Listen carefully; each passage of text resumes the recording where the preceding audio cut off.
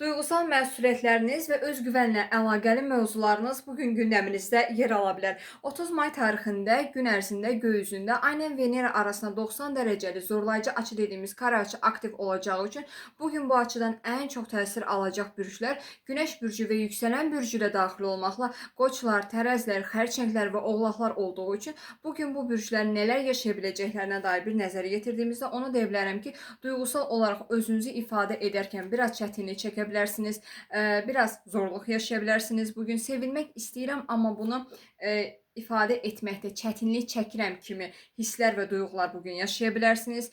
Kiçik söz belə bugün sizin keçmişdə yaşadığınız travmalarınızı tetikləyə bilər. Bunlara qarşı biraz diqqətli olun. Ünsiyyətdə daxili olaraq ya özümü qoruyacağam, ya da duyğularımı bastıracağım kimi ikiləm arasında qala bilərsiniz, iki fikir arasında qala bilərsiniz. Eyni zamanda bugün duyğularınızı daha da savuna bilərsiniz. Alınqanlıq duyğunuz arta bilər.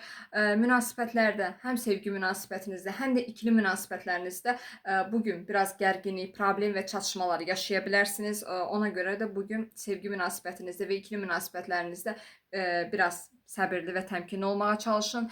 Duygusal məsuliyyətlərinizlə şəxsi və fərdi azadlıq ehtiyacınız və azadlıq istəyiniz bugün biraz çatışa bilər. Diqqətli olmağa çalışın.